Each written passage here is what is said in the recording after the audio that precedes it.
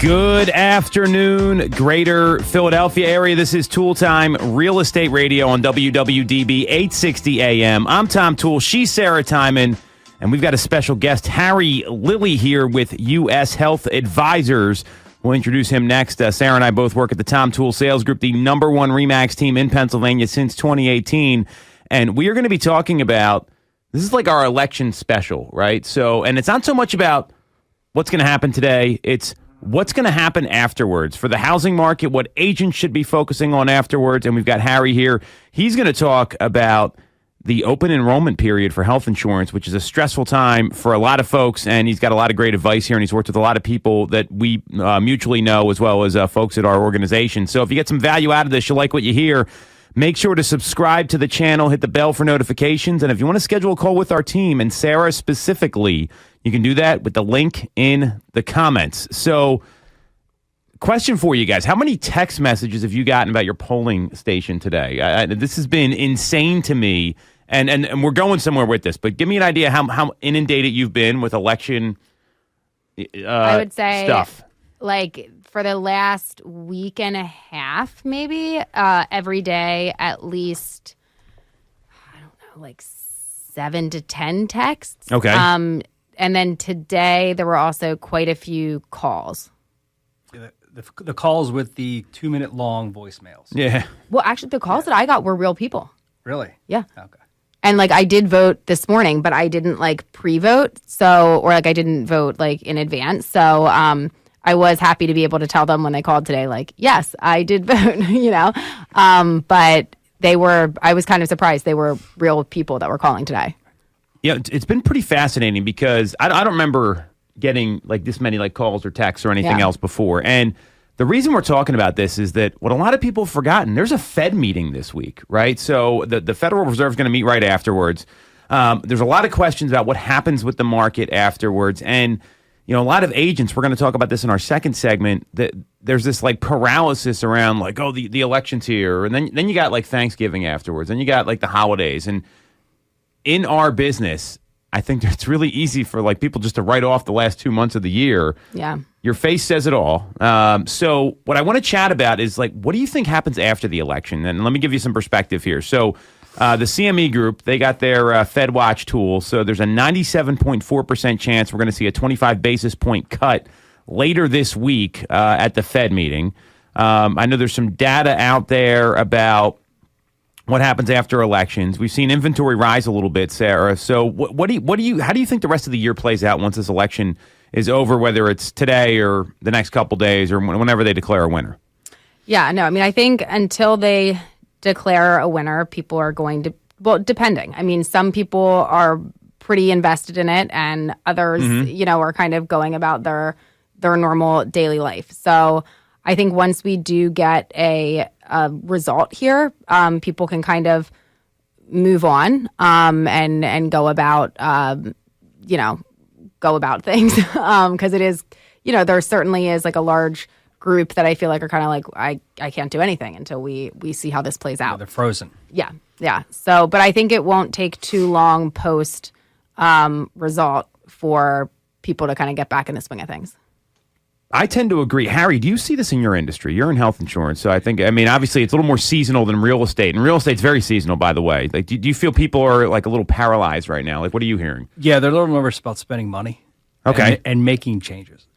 Most people we deal with are making a change from a plan to a plan. Mm-hmm. We're not really bringing anybody from nothing to a plan. So, yeah, they're nervous about, okay, let me just see what's going on. Let me see what's going on. We always want to stress, save money any time of the year, regardless of what pending election or whatnot. But, yeah, we do see that.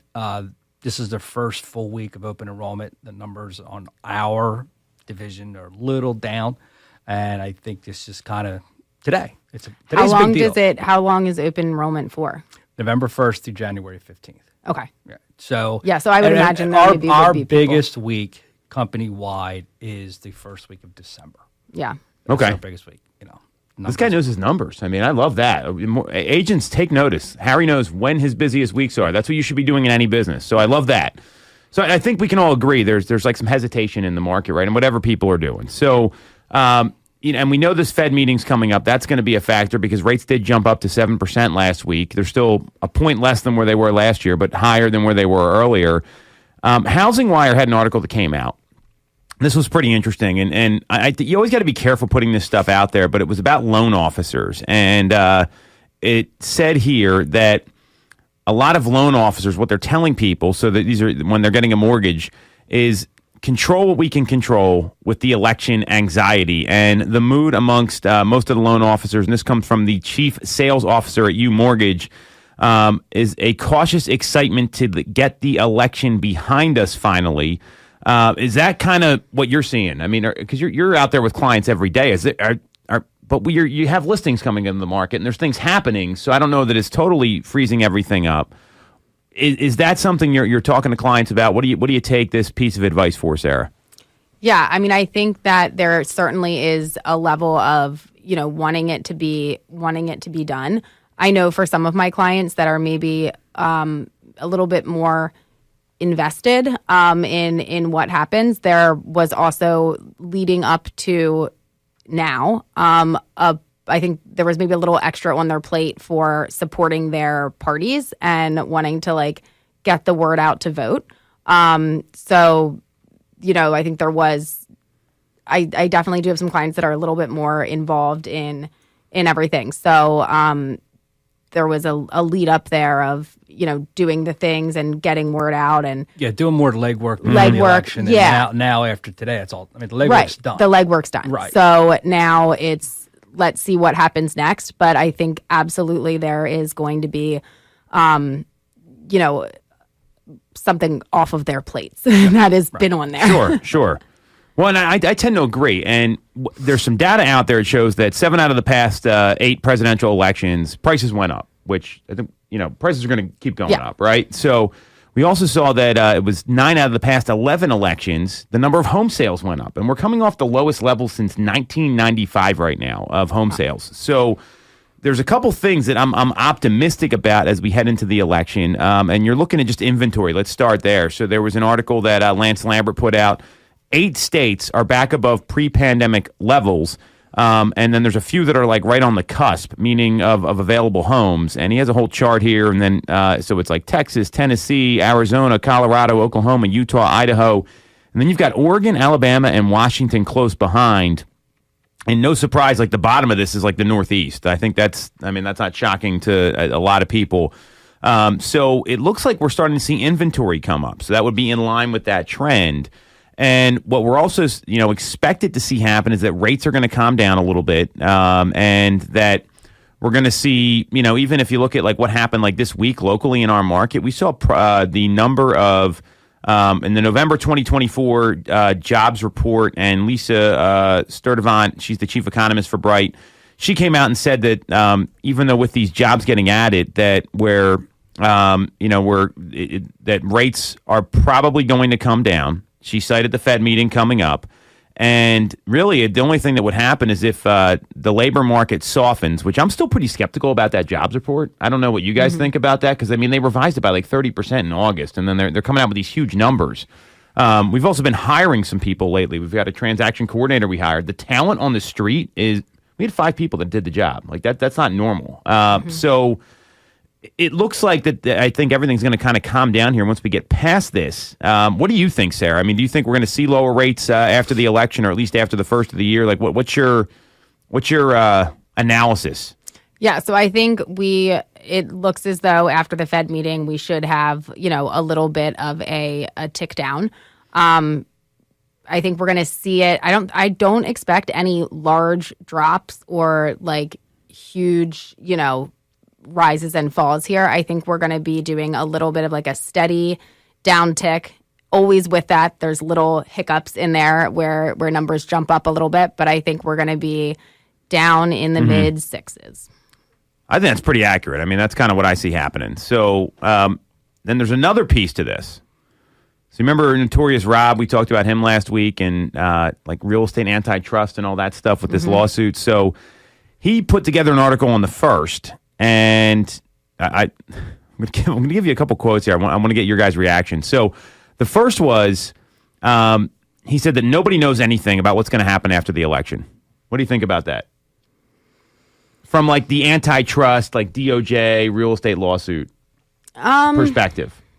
Yeah, I mean, I think there could be a little bit of, like it may depend on who wins for how things go there, and for what push back and what proceed to move forward and what happens there. Okay, so what he said was that neither candidate have any antitrust, like it's not an issue in their campaigns, and none of the people running have any kind of real background in antitrust, and only one of the two candidates has a track record. So it's all like speculation. I guess that's where he's coming from. I do agree there could be some influence here for sure, and you got to look at like who's involved. Then what he talked about is that there's this back and forth between NAR and the DOJ, and that with that back and forth, because the original settlement got repealed after a decision was signed off on prior to the last election, that could be something that might be on the table again, depending on who wins. What do you think about that? Yeah, I mean, I think I don't know that this is the top of either candidate's like priorities, right? Like I think they've got a lot of other stuff ahead of it, but that certainly from a trickle down effect, whoever is the one who is the next president, like could swing which direction it goes when they get to it. Okay. I think that's a good way to look at it. Yeah, there's probably a half a dozen things in front of that. Yeah. I would hope so. I mean, I don't know if that's so I hope that's the case for both candidates, whoever wins, because that's not good for the country. So then what he went on to say was that you're probably going to get the status quo with Vice President Harris, because she was part of the last administration. And she said that he also said there's going to be some institutional factors here, because if you look at, even though former President Trump was in office before, like he's going to have some different people on his cabinet this time, and that well, it's just not going to be the same, right? So it's going to be a lot different. I mean, just to look at the VP candidate. So basically, what he said here is that don't expect any sort of left or right turn from the DOJ after the election, no matter who wins. What do you think about that? I would agree with that. That in like the immediate time frame after, there's a lot of this isn't top of the list for them, I don't think. I also agree with that, and I think it's something that maybe will come up, but this may go to the Supreme Court. There's a whole bunch of things happening, so I wouldn't be holding my breath if I'm an agent. That's my point. I think the policy that gets decided here, it's gonna. I mean, if it goes the other way, like that's great. Everything takes so much time. So even if on day one this was like, this is my top priority till the end of next year. Yeah. I mean, everything takes time. I agree. So, looking at all of this stuff here, and that we've got the Fed meeting coming up, I think it's pretty much a foregone conclusion. We're going to see the 25 basis point cut. Yeah. We've got inventory rising. We've got, the jobs report is going to be something that gets monitored pretty closely. You're thinking rates are going to go into the 6.5 range. I tend to agree. I think that's like best case where they'll be first quarter. Prices, sounds like we're in agreement. They're not going to go down. Anything about sales? I mean, I see sales hopefully picking up, but I mean, that's going to be a function of inventory more than anything else. Yeah, I'd say that's going to be a function of inventory, and it's going to be there are like transactions occur during this like last push of the year, right? So it tends to be your more motivated individuals that have a real reason to move, or just the timing is like when it needs to be now. Well, that leads me to my question. I mean, I've always heard and never been in the real estate industry, but a lot of people want to have their move done well before Christmas. They want to be in and settled, or wait until mid-January. Right. So it could be like, but they could get still under contract during that time. Right. Like, I don't think there's too many people that want to be actually moving. Right. Physically moving. Right. Moving but you can still get, it's a good time to, like, what a way to wrap up the end of the year, being like, we're under contract and now we're just waiting for the settlement have date. the last Christmas at the old house, moving, et cetera. And then there's situation is. Right. And then, like, depending on what both sides, the buyers, the sellers, sometimes you do have to end up moving during not an ideal time, but it is worth it for the deal to go through, right? So while nobody probably wants to be moving that week, it can happen. And certainly there's a lot of deals that get under contract between now and the end of the year. Well, and you got to think about some of these listings, like they're vacant homes. Like they're not, there's no one living in the property, right? So that, I mean, I would probably about a third of the homes we sell are vacant at some point. So that's one thing to consider. The second thing you're looking at is that just because you settled in doesn't mean you're moving in then. I mean, the amount of work that gets done to a home. So there's some opportunity there. And, some people may have like tax purposes. They need to, if it's like an investment property or they're doing like a 1031 exchange. So those things are all happening, and what I anticipate here is that we're going to see normally like November. You kind of get this run up until like right around Thanksgiving. Then people slow down a little bit, and we're going to talk about what agents should be doing at the next segment during these last 2 months post-election. And I've got some clear strategies there, but I'm with you, Sarah. I see some opportunity here once this is over, just so people can kind of stop focusing on it because I mean, people are up in arms about this election. Like this has probably been the most hotly contested election. I've never seen so many reactions from people. Like people are irritated. They're angry. Like everyone's just worked up, right? No matter what side you're on, a lot of people aren't happy right now. So it's that's all that we're saying. That's the common thread amongst everyone. Unhappy. It's just not really in a good mood. Well, I mean, and it's you look at all this stuff. I think the reality is life's going to go on after this, and all these trends we're talking about, inventory rising. Rates, I think I still don't believe this jobs report. It just doesn't feel right. And we've already seen them revise it by 800,000 jobs in August of last year. So I'm looking at all this stuff. This is nothing new that we've been talking. These are all the trends we've been talking about for months now. Mm-hmm. And even if, like, regardless of which party takes office, day one doesn't mean all the things that they've said that they are going to do happen, right? Like, I mean, you have the House and the Senate, and day one's. That's why they call it the first 100 days. Right. Yeah. Exactly. Well said. So, I wouldn't change your outlook on the market. I think a lot of this stuff's going to follow the trends that we have, and this is like a pause, right? Or it's like the halftime show. Like it's kind of like that. So, keep that in mind if you're a consumer. And really, I think this demonstrates all the more reason to like have like a strategy session or a planning meeting with an agent. I mean, how many times are you having to kind of dispute some of these like fallacies in the market, especially these past like 3-4 months? Mm-hmm. Is that a common thing that's happening to you right now, Sarah?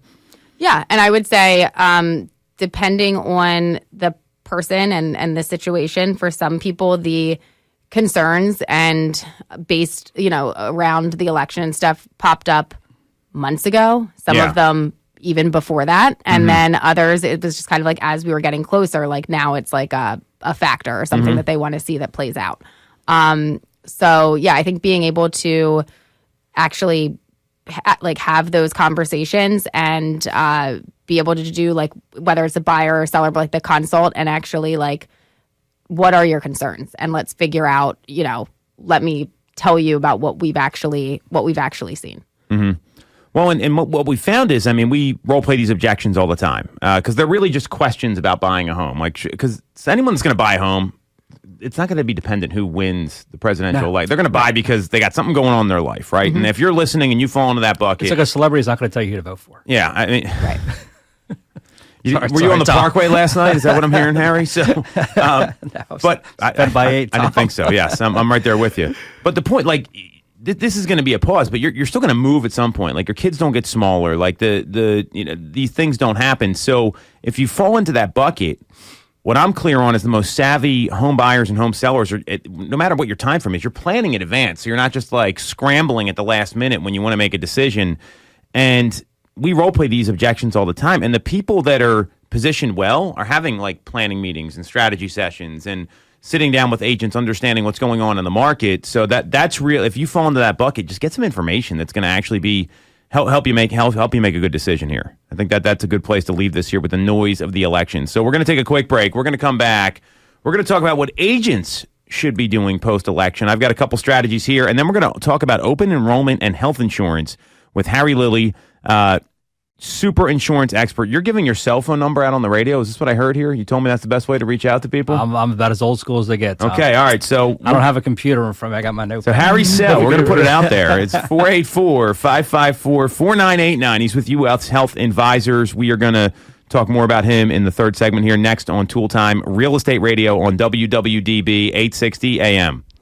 For the best local mortgage service and great rates on your money, look no further than Mortgage America. We've been operating in the greater Philadelphia area for 40 years with a focus on smooth, easy access to home purchasing. Whether you're a first-time buyer, upsizing or downsizing, or just refinancing, we have programs for you. We also have closing cost assistance programs and access to subsidized interest rates. Pre-approval is free, no costs or commitments. To learn more, visit our website at mymortgageamerica.com or give us a call at 610-439-8000. We always have a person available to take your call with around-the-clock human service. Purchase your home with the personalized, local service you find at Mortgage America. Mortgage America is an equal housing lender. NMLS 128501. The Tom Toole Sales Group is the #1 RE/MAX team in Pennsylvania with over $165 million in volume for 2021.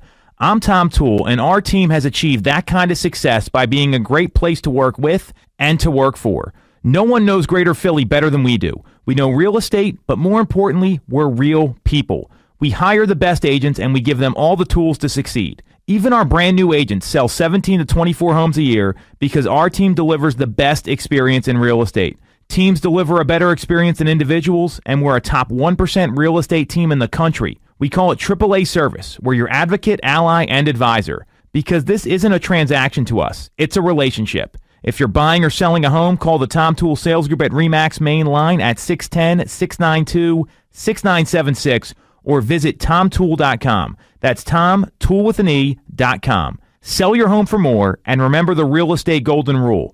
You always get more when you work with Tom Toole. When you're getting a mortgage, you shouldn't have to sacrifice great service just to get a great rate. At Mortgage America, we've been lending with this philosophy for over 35 years. We have access to great low rates without the complications and delays of big or online banks. We're a local Pennsylvania lender with loan officers that you can actually meet. As PHFA's #1 lender, we specialize in all residential mortgage programs, including first-time buyer programs and low down payment options. For your free pre-approval, call us at 610-439-8000 or apply online at mymortgageamerica.com. Mortgage America is equal housing lender. NMLS 128501.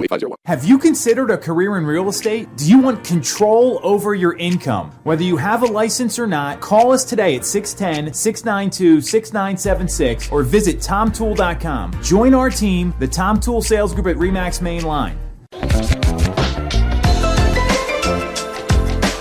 Welcome back to Toole Time Real Estate Radio on WWDB 860 AM. I'm Tom Toole. She's Sarah Tymon. He's Harry Lilley. He's a home insurance or health insurance savant with U.S. Health Advisors. You can call Harry on his cell phone, 484-554-4989 if you need to take advantage of open enrollment. We'll talk all about that in our third segment. But next, we are in our election special here on Toole Time Real Estate Radio, and we're going to be talking about what agents should be doing post-election. The homeowners I'm less concerned about. I'm concerned about some agents right now. I don't know if you're feeling the same way. I think there's this mindset of, like, the year's over, there's all these excuses, and you see this every single year. I was going to say, I think that's kind of regardless of election year or not. Like maybe this jump started it a little bit earlier, but you kind of see that happen coming up now anyway. It happens all the time. And, historically, you will see agents that actually, and I'm not saying they're not working, but it's very easy in this business to focus on being, busy versus productive. Mm-hmm. And the agents that typically have a big first quarter with sales, they do all the lead indicator work, all the calls, all the follow-ups, everything else in the fourth quarter. And if you look at Andrew Carnegie said this, and I think it's such a great quote, is that profits and sales, they come in waves, right? So you got to be in position to catch the next wave. So, Sarah, what are you doing in the fourth quarter? Like I heard you jamming on the phone today. Yep. We got a business plan in place for you. Yep. Tell me a little bit about what your fourth quarter plan is and what you're doing post-election, because the election's over, at least the voting portion of it today. What are you doing here? Yeah, so I think a lot of it comes down to, just conversations and follow-up, and there's stuff that you have to do every day to kind of position yourself to be in front of clients and to be able to get out and go to showings and get to appointments. So it's kind of just the same as, I don't think that my stuff really changes for what time of year it is. It just, the results that you may get could be a little bit different, or how quickly people get back to you, or but I don't like have a different strategy for the fourth quarter than I do for the first quarter. Well, that's a smart businesswoman right there, because you shouldn't have a different strategy. It's really like the daily and weekly actions. Like when we sat down and did your business plan, it was like, all right, here's what to do it was like, were you surprised how simple we made it? Like, I mean, explain a little bit about that. And you've been doing this obviously a long time now, but sometimes you got to, go like overly simple to get big results. Right. Yeah. I mean, I think it was just kind of like honing in on making sure that I do a couple things consistently, rather than try to pull from too many places or have too many different like things that I'm trying to do. Right. Smart. So, and that works better for me, I think, kind of keeping it down to like, do this, and do this, and just, but do it, So I was happy that it wasn't a like very complicated plan. But you know why it's not complicated? Because you've put the work in to understand how to give an appointment, how to ask the right questions. Like some agents, they wing everything. Yeah. You've got the basics down, so now let's get really focused on the stuff that's going to make you money. Harry, do you run into this when you're business planning? Because your business is not that different in the client acquisition phase. It's just you're doing, it's a different service you're providing, and it's something that people need that stresses them out. So I think it's actually very similar. Without a doubt. I mean, back to you and I had this conversation before. There's prime times to call people. There's prime times not to call people. But you got to make the phone calls, and we'll have agents, and just I'm going to do this, I'm going to do that, I'm going to do this, I'm going to do that. Focus on 2 or 3 things. And set a time apart each day to do those. And we always find that 7th to 8th to 9th touch, when I say touch, email, text, phone call, follow up, is when you finally get the policy, submit the application. Shocking. Right. And it's one call closes are unheard of. I mean, they will happen, especially this time of year, because people will wait till the end. But you're right. They're no different.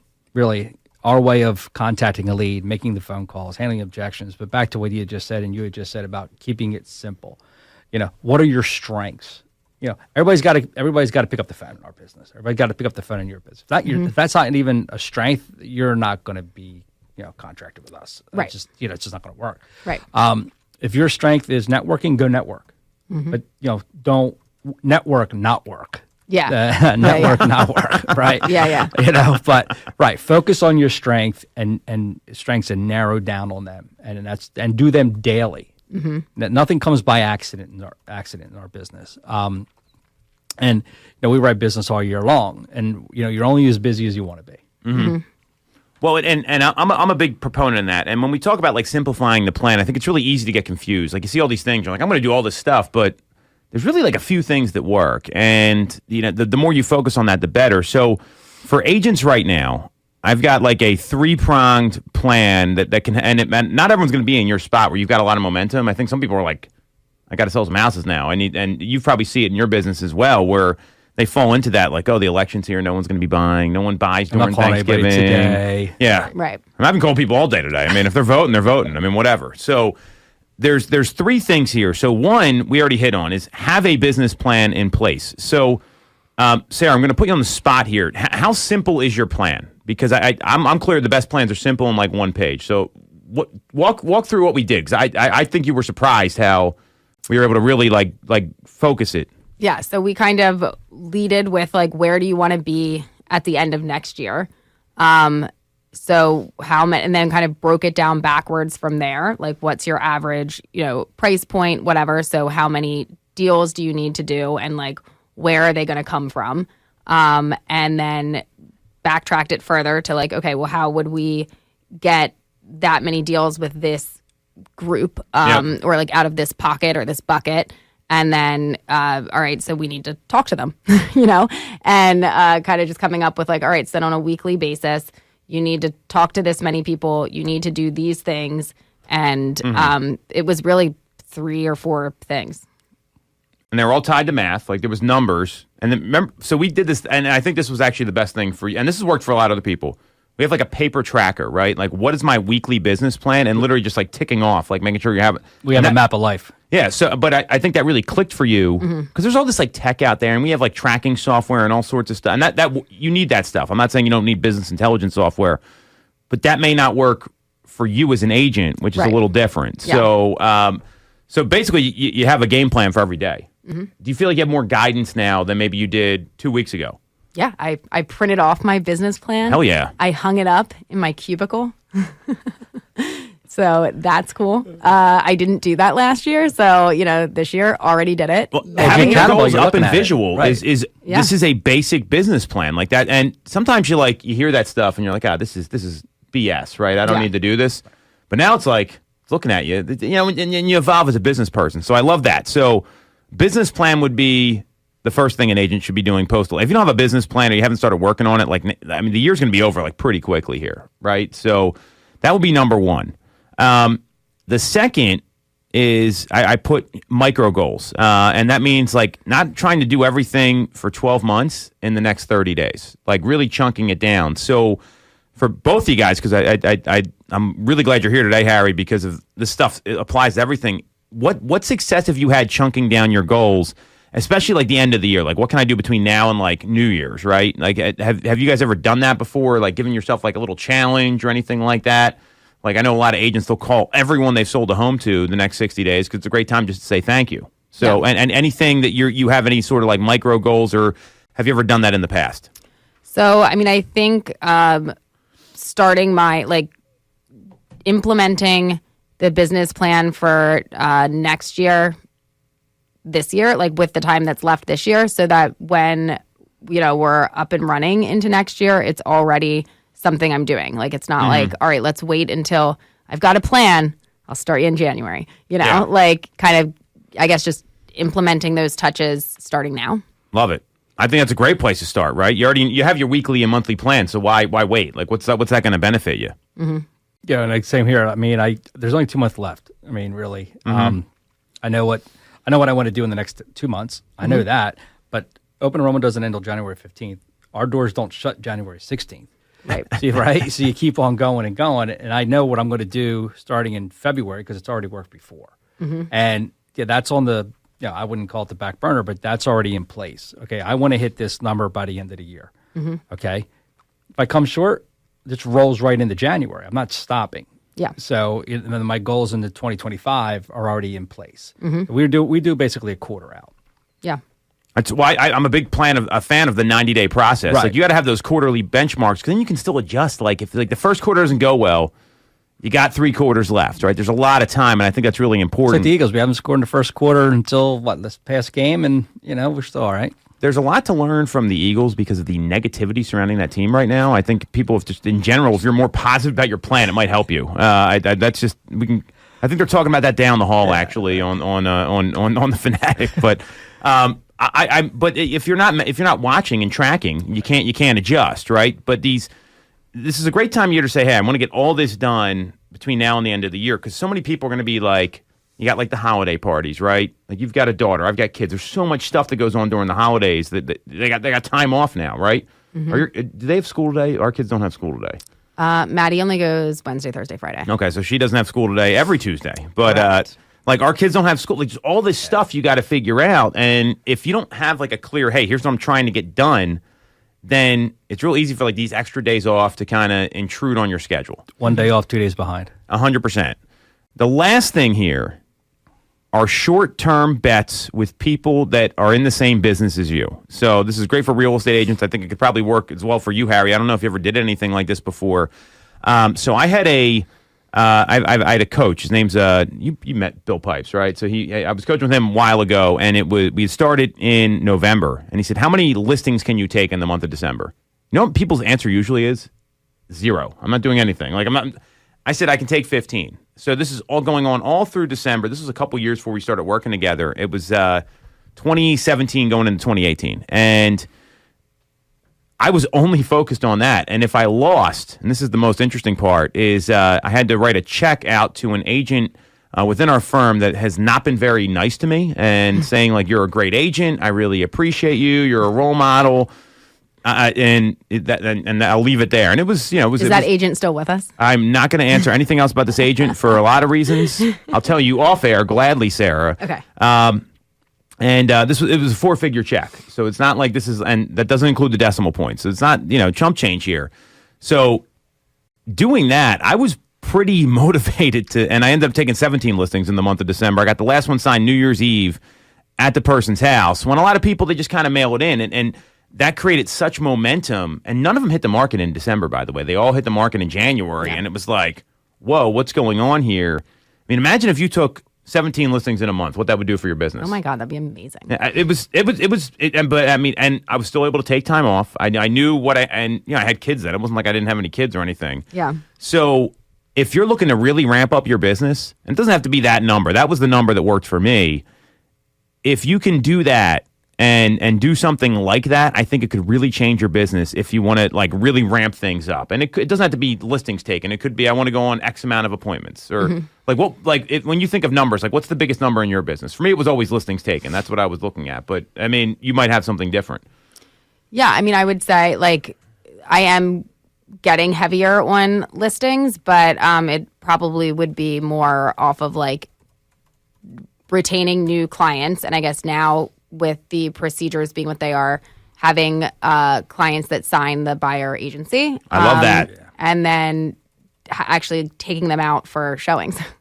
What? So yours is like contract sign. It's the same thing, right? Or it could be, hey, I need this many new agency agreements, and it could be a little of both. But it's a very clear, like, either do it or you don't, which I think is really important in this business because I like you can't like almost sell a house. Right. I've almost sold a bunch of houses, but you know what? That doesn't do me any good. And it doesn't do the client any good either, by the way. So that three-pronged strategy between now and the end of the year, I'm clear, would set any agent or really any salesperson up for success. Anything else you guys would recommend?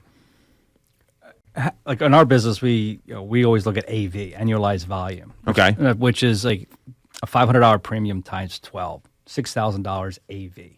So if we want to inspire someone, hey, you're this close. We have, our company gives out milestones.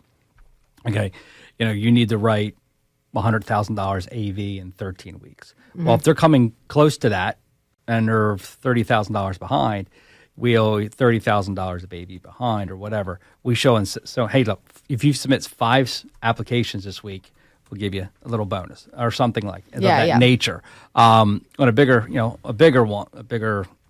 size window, 2 months to go on open enrollment, 2 months to go in the end of the year. If you want to hit, 200,000 AV, which is possible in open enrollment. Companies you're not going to get paid, but that's an incentive for you to strive for. Right. This is what you have to do. There's so many phone calls you got to make, so many apps you got to submit, et cetera. Well, and I think that's what whatever it is, you got to have a number you're hitting. Have a number in your head. Because if you're not having a number, like it's like more, that could be one more, right? It doesn't do anything. And you know what the funny thing about all this stuff is? How many times you heard me say this?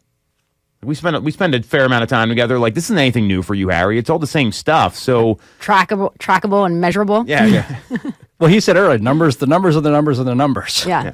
But I mean, the point is that, like, we all know we need to do this stuff. So don't let the election throw you off your game. Don't let the holidays throw you off your game, because the holidays are like, so I celebrate Christmas. I put that like 2-3 days, right? You got Christmas Eve, Christmas Day, the day after.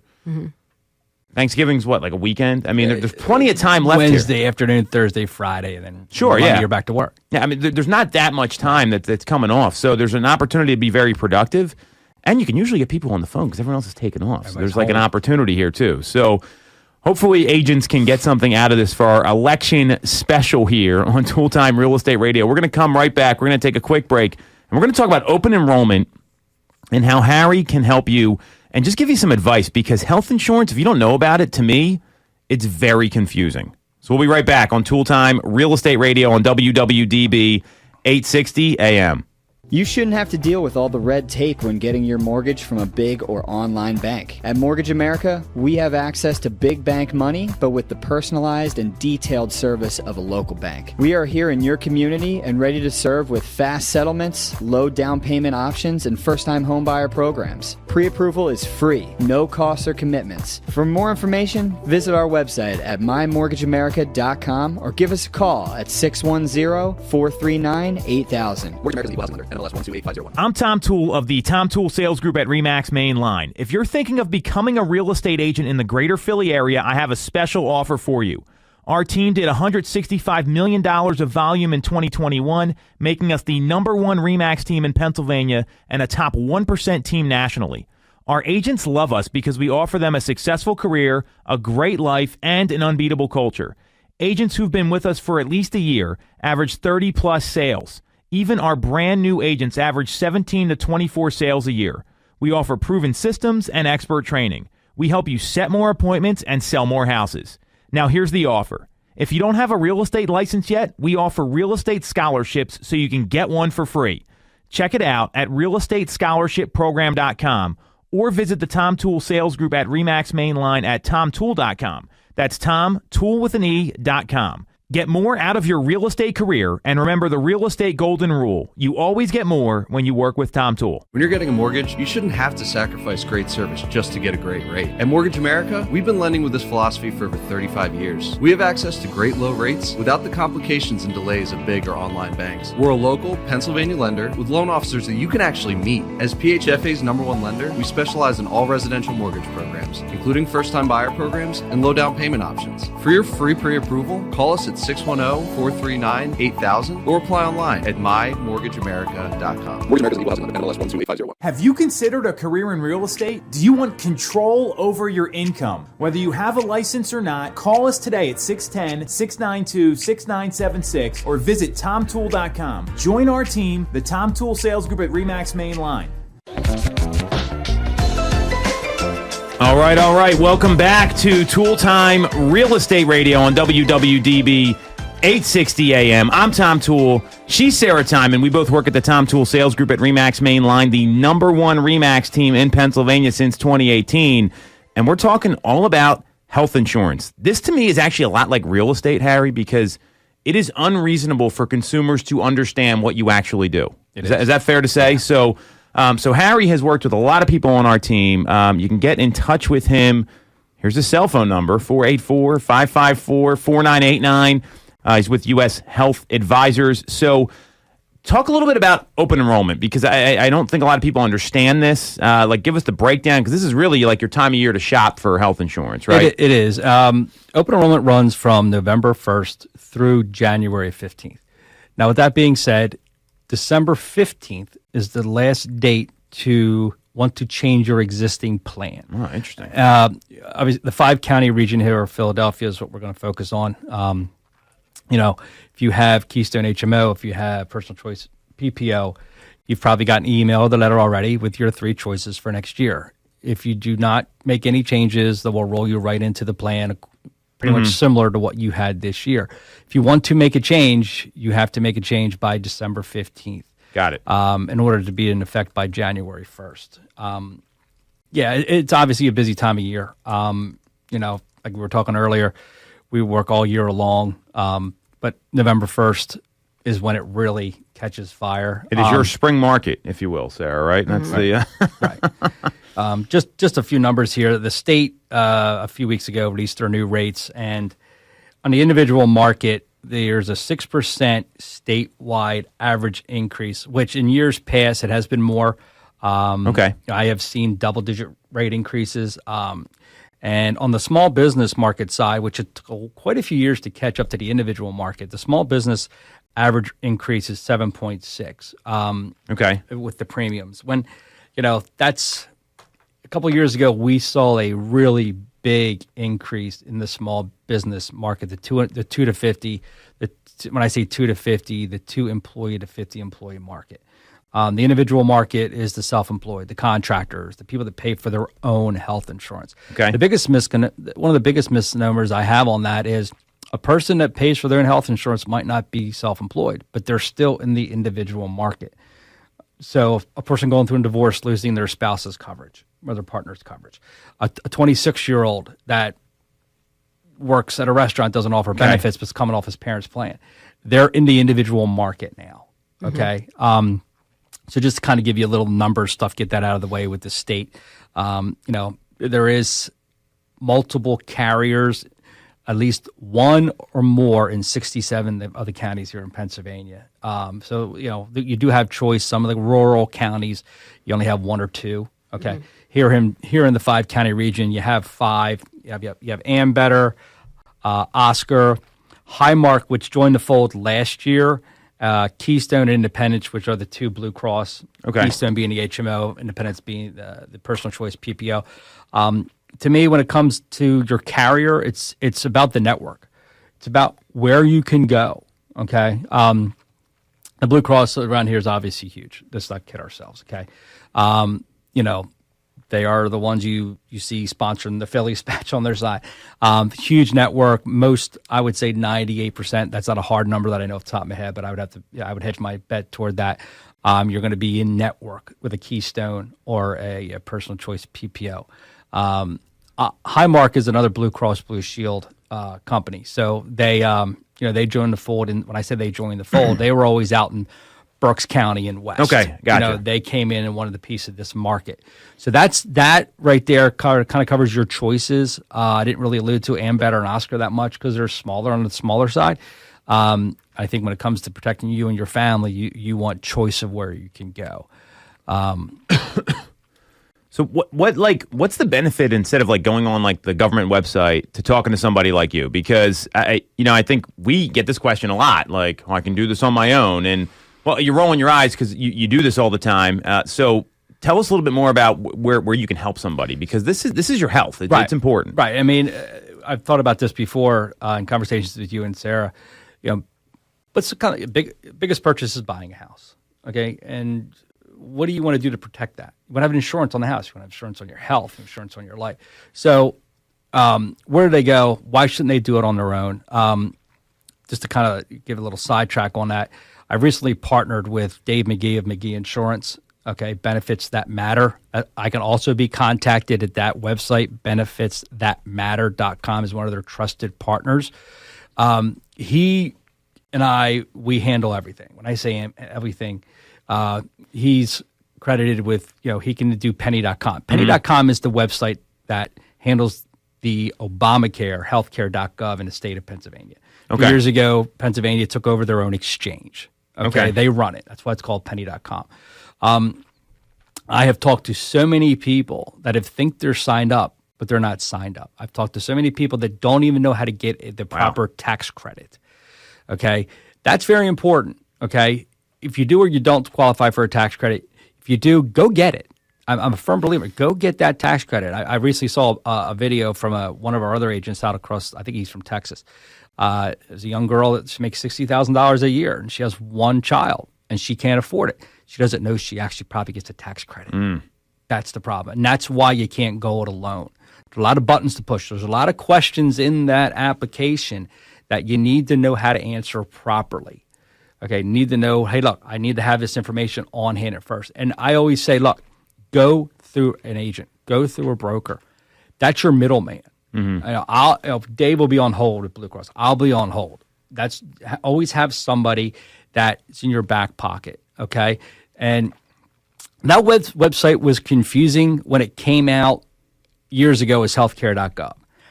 I don't know if it's gotten any more confusing, but yeah, I mean, yeah, that right there in a nutshell. And people, it's frustrating over the years.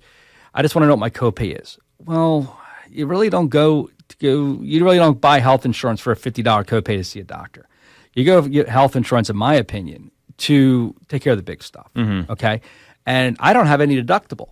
Well, if you look at a Keystone Silver Proactive plan, which is the most popular plan that people get, okay, yeah, it says zero deductible, but also says $9,200 out of pocket. Then they start getting hit with a bill. Then you get hit with a bill. Why am I getting this bill? Well, that goes toward you out of pocket. Why does zero deductible? That's why you need to go through someone like myself or Dave to better understand how your plan works. Got it. You have to know how your plan works, and that's why you really kind of want to stray away from going. You can hit all the right buttons, give them your information, and you can be signed up. Do you know what you have? Right. If you don't know what you have, what are you buying? And you're spending $1,000 a month for your family of 3 or 4, and you don't know how it works, and that's $12,000 a year. That's a big purchase. It's a lot of money. It's a lot of money to go in doing it yourself. That's interesting. I mean, so with that, like, I'm an independent contractor, right? So do you get health insurance through Eric's work? Yeah. So I think there's some people that I fell into that bucket a long time because my wife was a nurse.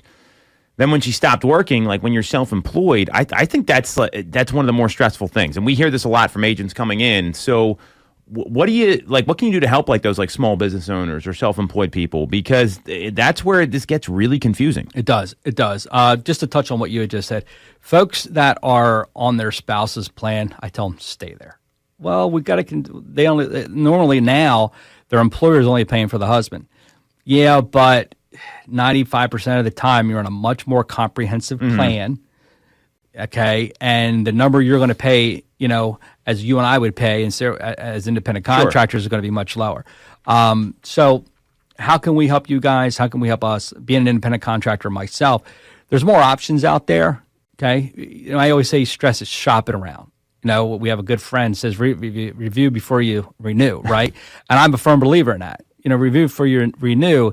And the thing is, there's other options out there that can help save these small business owners money. Not everybody has to have the same plan. Everybody's needs are different. It's very true. Our responsibility is to help you find the plan that fits your needs and your budget. And my first question has always been, since I started in this crazy business 20 years ago, what are you looking for? What's important to you? Why are you writing this check every month? And my responsibility and my job is to make sure you find a plan that fits your needs and your budget, and you know exactly how it works. And why do I get my cell phone number out? I got to drop off a claim form tomorrow morning to a farmer that I've written many, many years ago, and that's okay. So I was just kidding about your cell phone. I know you were. Was more, I know you were. Where's the website? I know you were. But yeah, website's benefits.matter.com, McGee Insurance, MAGEE Insurance. I recently partnered with him, so we're full circle. We can handle everybody. Individuals, families, small businesses, no employees to 50 employees. We can handle everybody. And it just brought my career full circle. Love it. Which was great to hear. Great to have. So yeah, that's it's open enrollment. Let's get it on. Everybody get back to work tomorrow. Okay. We're probably not going to know tonight, but I'm going to bed at the normal time I go to bed. So that's going to be a problem. Right. I don't know how long I'll stay up and have them and watch them repeat the same thing over and over and over again. Right. So, Tom, should be interesting. Thanks so much for having me. So, Harry, great to see you. benefitsthatmatter.com. You want to look up McGee Insurance, MAGEE. You can call Harry right now, 484-554-4989. We're going to see how many phone calls he gets. You want to follow me or Sarah, you can go see Sarah on Instagram. It's at Ty_Ty Time. You can follow me at Tom Toole 3RD. And we're streaming live every single week. So if you got some value out of this, you're watching on YouTube, do us a favor, subscribe to the channel, hit the bell for notifications. And if you want to talk about real estate, Sarah can help you, and you can schedule a call with her with the link in the comments. Catch you next week.